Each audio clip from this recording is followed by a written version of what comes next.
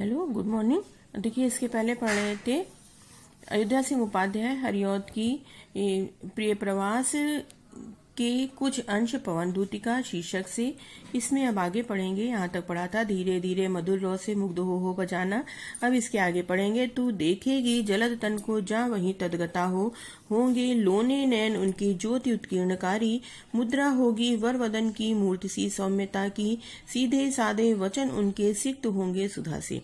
अब यहाँ पर राधा जी जो है वो वायु को जो दूध बनाकर भेज रही हैं, तो उनसे कहती हैं। यहाँ पर तो उसके पहले उन्होंने मथुरा के मार्ग पहुंचने का वर्णन किया था कि किस प्रकार से मथुरा पहुंचेंगी, तो मथुरा के मार्गों का यहाँ पर वर्णन था। अब यहाँ पर श्री कृष्ण का वर्णन राधा जी कर रही हैं कि पवन दूतिका जो है वो मथुरा पहुंचकर श्री कृष्ण को किस प्रकार से पहचानेंगी। तो राधा जी कहती हैं कि हे वायु, तू देखेगी जलद तन को जा वहीं तनगता हो। कि हे वायु, जब तुम मथुरा पहुंचोगी तो वहां पर श्री कृष्ण को जलद तन बादलों के समान मेघ वर्ण वाले श्री कृष्ण को जो है वहां पर जलद तन वहां पर मेघ वर्ण वाले श्री कृष्ण को तन्मय होकर के देखोगी। उनके नेत्र, उनके सलोने नेत्र जो है लोने नैन, उनके सलोने नेत्रों से अत्यंत प्रकाश उत्पन्न हो रहा होगा, ज्योति उत्पन्न हो रही होगी। मुद्रा होगी वर वदन की मूर्ति सी सौम्यता की। उनके श्रेष्ठ मुख की मुद्रा मूर्ति के समान सौम्य होगी, क्योंकि श्रेष्ठ मुख का सौंदर्य किसी मूर्ति के समान होगा। सीधे साधे वचन उनके सिक्त होंगे सुधा से, और उनके सीधे साधे वचन जो है, सीधे और सरल स्वाभाविक वचन श्री कृष्ण के अमृत रस से सिक्त होंगे, अमृत रस से सने हुए होंगे। नीले फूले कमल दल सी गात की श्यामता है, और नील कमल के समान उनके श्री कृष्ण के शरीर की श्यामलता, गात मतलब शरीर, श्री कृष्ण के शरीर की श्यामलता जो है वो नील कमल की श्यामलता के समान होगी।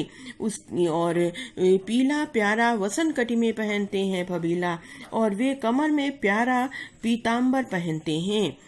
छूटी काली अलख मुख की कांति को है बढ़ाती। श्री कृष्ण के बिखरे हुए काले बाल उनके मुख की शोभा को और भी अधिक बढ़ाते हैं। सद वस्त्रों में नवल तन की फूटती सी प्रभा है। श्री कृष्ण के सुंदर वस्त्रों के बीच में उनके शरीर की शोभा अत्यधिक विकसित होती है।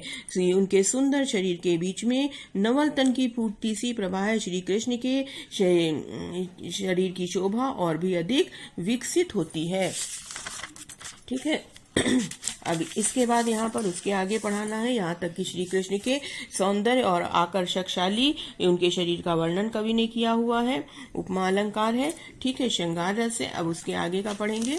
यहाँ पर कि सांचे ढाला सकल वपु है दिव्य सौंदर्यशाली। सत पुष्पों सी सुरभि उसकी प्राण संपोषिका है। दोनों कंधे वृषभ वर से हैं बड़े ही सजीले। लंबी बाहें कलब कर सी शक्ति की पेटिका है। अब यहाँ पर क्या कह रहे हैं कि राधा जी जो है वो वायु से पवन दूतिका से कहती हैं कि जो श्री कृष्ण का सारा शरीर ऐसा सुगठित होगा जिसको देख कर लग रहा होगा कि मानो उनका संपूर्ण शरीर जो है वो सांचे में ढाल करके बनाया हुआ हो। इस प्रकार से उनका शरीर दिव्य सौंदर्यशाली अलौकिक सौंदर्य से युक्त होगा। सत पुष्पों सी सुरभि उसकी प्राण संपोषिका है, और श्री उनके जो शरीर की सुगंध है वो फूलों की सुगंध के समान है और प्राणों को शक्ति प्रदान करने वाली है। दोनों कंधे वृषभ वर से हैं बड़े ही सजीले, और श्री कृष्ण के दोनों कंधे श्रेष्ठ बैल के कंधों के समान बहुत ही आकर्षक और मजबूत हैं, आकर्षक और सुंदर हैं। लंबी बाहें कलब कर सी शक्ति की पेटिका हैं।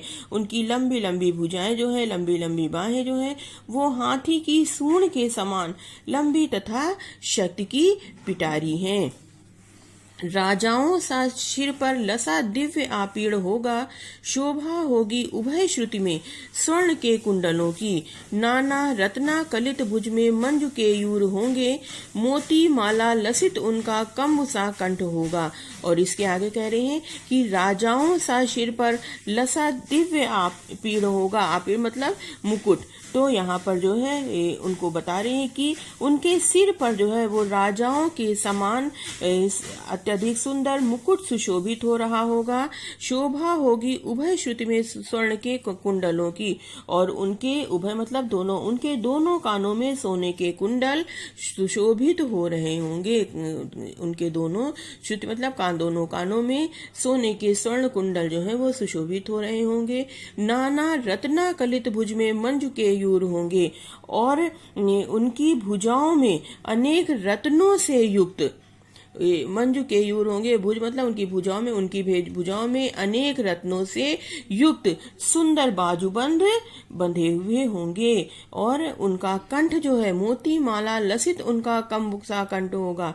उनका कंठ जो है वो शंख के समान सुंदर होगा तथा मोतियों की माला से सुशोभित होगा। ठीक है। अब इसके बाद आगे कह रहे हैं, तेरे में है न यह गुण जो तू व्यथाएं सुनाए, व्यापारों को प्रखर मतियों युक्तियों से चलाना। बैठे जो हो निज सदन में मेघ सी कांति वाले, तो चित्रों को इस भवन के ध्यान से देख जाना। इसके आगे यहाँ पर पवन दूतिका कहती है, राधा जी व पवन से वायु से उनकी जो दूतिका बनाकर भेजा है उनसे कहती है कि हे वायु, हे पवन, यदि तुझमें यह क्षमता नहीं है कि तू बोल करके अपनी व्यथा को श्री कृष्ण पर प्रकट कर सके, अपनी व्यथाएं श्री कृष्ण को सुना सके, तो व्यापारों को प्रखर मतियों युक्तियों से चलाना, तो इसलिए तुम अपनी तीक्ष्ण बुद्धि से काम लेकर के ऐसा उपाय करना जिससे मेरा काम पूर्ण हो जाए, जिससे जो काम करने गई हो वो काम पूर्ण हो जाए। और इस प्रकार से उनको समझाते हुए कहती हैं कि बादलों की समान बैठे हो जिसने सदन में मेघ सी कांति वाले बादलों के समान शरीर वाले कृष्ण जिस महल में जिस सदन में बैठे हुए हों, तो चित्रों को इस भवन के ध्यान से देखाना। तो ध्यान से देखना कि उस भवन में कौन से चित्र लगे हुए हैं। कहीं ऐसा तो नहीं कि उस भवन में कौन कौन से चित्र लगे हुए हैं। जो चित्रों में विरह विधुरा का मिले चित्र कोई, कि ये देखना कि कहीं ऐसा तो नहीं कि उस भवन में कोई विरह से युक्त किसी विरहणी का चित्र लगा हुआ तुम्हें दिखाई दे जाए। तो जाके निकट उसको भाव से यो हिलाना। यदि किसी विरहणी का चित्र तुम्हें उनके महल में लगा हुआ दिखाई दे जाए, तो जा करके बड़े ही प्रेम से, बड़े ही भाव से उस चित्र को अपनी वायु की तीव्रता के माध्यम से उसे हिलाना। प्यारे हो के चकित जिससे चित्र हो को और देखें, जिससे श्री कृष्ण आकर्षित होकर के वो आश्चर्यचकित होकर के उस चित्र को ध्यान से देखने लगे। आशा है यो सुरति उनको हो सकेगी हमारी। आशा करते हैं जब वो किसी विरह से युक्त स्त्री को देखेंगे, उनका ध्यान वहां पर आकर्षित होगा, तो उसको देख करके विरह से पीड़ित उस स्त्री को देख करके उनको इस सुरति हो सकेगी हमारी, उनको हमारी स्मृति, हमारी याद आ सकती है। इस प्रकार से यहाँ पर राधा जी ने वायु के माध्यम से जो है अपने मन के भाव व्यक्त किए हैं। वायु के को भेज करके, दूत को भेज करके अपना संदेश श्री कृष्ण के पास पहुंचाने का प्रयास किया हुआ है। थैंक यू बच्चों, आज इतना ही।